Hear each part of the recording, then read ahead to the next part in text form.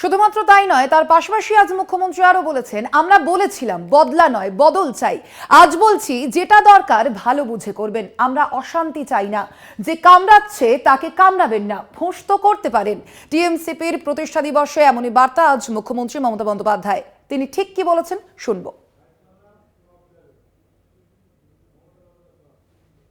আমি অনেক ভেবেছি, কিন্তু আমি ভেবে দেখলাম যে এদের বিরুদ্ধে আমি কোনোদিনও বদলা নিইনি। আমরা বলেছিলাম বদল চাই, বদলা নয়। আজ বলছি ও কথা নয়, আজ বলছি যেটা করার দরকার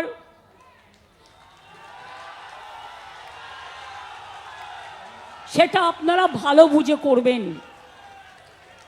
আমি অশান্তি চাই না, কিন্তু উৎসব প্রচার চক্রান্ত করে যে আপনাকে রোজ কামড়াচ্ছে, আপনি তাকে কামড়াবেন না, কিন্তু ফস্ত করতে পারেন। রামকৃষ্ণ পরমহংসদেব বলেছিলেন, একটা গোখরে সাপ তার কাছে গিয়ে বলেছিল, ঠাকুর তুমি তো আমাকে কামড়াতে বারণ করেছো, আমি কাউকে কামড়াই না, কিন্তু আমাকে অনেকে ইট মারে, আমার রক্ত পড়ে, আমার খুব কষ্ট হয়। ঠাকুর বললেন, শোনো, তোমাকে আমি কামড়াতে বারণ করেছি, তোমাকে আমি ফোঁস করতে বারণ করিনি। আগামী দিন আপনাদের কাজ হচ্ছে চক্রান্তকারীদের মুখোশ খুলে দিয়ে ফোঁস করতে শিখুন, ফোঁস করতে শিখুন, ফাঁস করে দিন।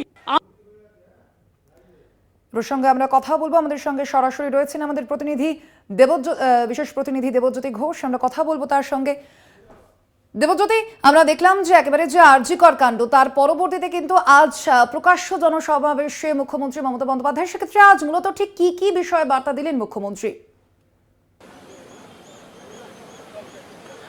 দেখো, আজকে যে তৃণমূল ছাত্র পরিষদের যে প্রতিষ্ঠা দিবসের, সেখানে কিন্তু তৃণমূল নেত্রী মমতা বন্দ্যোপাধ্যায় কার্যত বিজেপিকে হুঁশিয়ারি দিলেন এবং পরিষ্কার করে জানিয়ে দিয়েছেন যে তিনি নির্বাচনের পরে যে ডাক দিয়েছিলেন বদলা নয় বদল চাই, সেই জায়গা থেকে মমতা বন্দ্যোপাধ্যায় বেশ কিছুটা সরে এলেন এবং পরিষ্কার করে জানালেন যারা কামড়াবে তাদের বিরুদ্ধে ফোঁস করার কথা বলেছেন। অর্থাৎ অন্য বার্তা কিন্তু আজকে মুখ্যমন্ত্রী মমতা বন্দ্যোপাধ্যায় তথা তৃণমূল নেত্রী মমতা বন্দ্যোপাধ্যায় দিলেন এবং আগামী কিছুদিনের মধ্যেই, অর্থাৎ পুজোর পরে যে ছাত্র সংসদ নির্বাচনের কথাও আজকে তৃণমূল নেত্রী মমতা বন্দ্যোপাধ্যায় বলেছেন। অন্যদিক থেকে আজকে কিন্তু মমতা বন্দ্যোপাধ্যায় একেবারে নরেন্দ্র মোদীকে পর্যন্ত হুঁশিয়ারি দিয়েছেন এবং তিনি বলছেন যে যেভাবে বাংলাতে আগুন লাগানোর চেষ্টা করা হচ্ছে, বাংলায় যদি আগুন লাগে তাহা কিন্তু আসামেও ছড়াবে, দিল্লিতেও ছড়াবে, মহারাষ্ট্রেও ছড়াবে, গুজরাটেও ছড়াবে, ঝাড়খণ্ডেও ছড়াবে। এবং তিনি বলেছেন যে রাজনৈতিক আন্দোলন করেই তার রাজনীতিতে এই জায়গায় উঠে আসা, তাকে রাজনীতি করার জন্য যেভাবে কুৎসা অপপ্রচার করছেন, আগামী দিনে কিন্তু তীব্র জবাব কিন্তু তৃণমূল কংগ্রেসের পক্ষ থেকে দেওয়া হবে। এবং ধর্ষণ বিরোধী আইন নিয়ে কিন্তু মুখ্যমন্ত্রী মমতা বন্দ্যোপাধ্যায় যেমন বক্তব্য রেখেছেন, তৃণমূল নেত্রী মমতা বন্দ্যোপাধ্যায় এবং অভিষেক বন্দ্যোপাধ্যায় একই সুরে বলেছেন যে অবিলম্বে কেন্দ্রীয় সরকারের পক্ষ থেকে একটি কঠিন আইন আনা উচিত এবং রাজ্য সরকারের পক্ষ থেকেও একটি আইন যে বিধানসভায় আনা হবে তাও কিন্তু আজকে তৃণমূল নেত্রী মমতা বন্দ্যোপাধ্যায় পরিষ্কার করে দিলেন।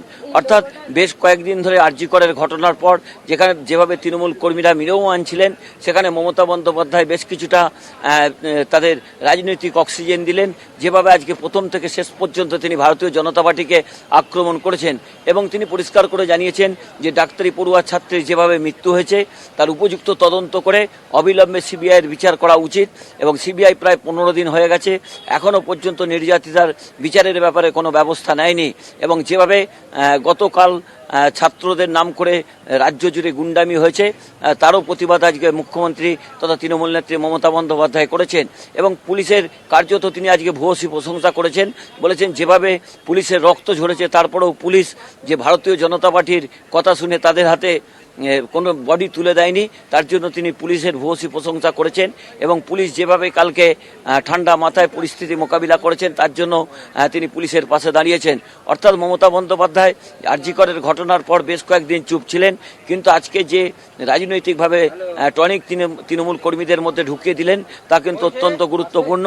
এবং অন্যদিক থেকে আজকে মমতা বন্দ্যোপাধ্যায়ের বক্তব্য প্রথম থেকে শেষ পর্যন্ত যেমন আক্রমণাত্মক ছিল, তেমনি কিন্তু অভিষেক বন্দ্যোপাধ্যায় বলেছেন যে যদি এই ধর্ষণ বিরোধী বিল কেন্দ্রীয় সরকার না নিয়ে আসে তাহলে কিন্তু তিনি প্রাইভেট বিলের কথাও তিনি বলেছেন একদমই ওই আপাতত জন্য তিনি ধন্যবাদ নিজে তোমায় দেবজ্যোতি।